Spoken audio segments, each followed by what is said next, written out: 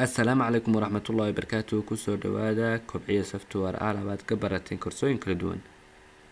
كورس كيني كويك بوك 2016 وحو ماريا 10 كيني كوبي صبدانات قيبتا براكتيكالكا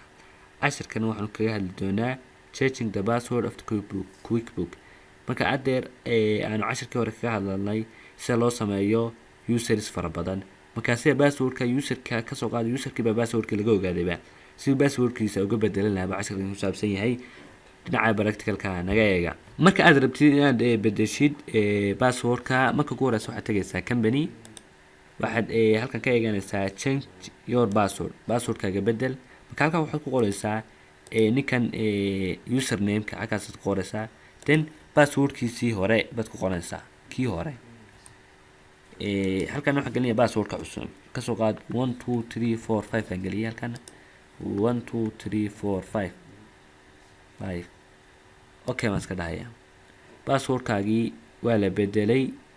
buu yidhi marka wuxuu leeyahay 39 cisho ka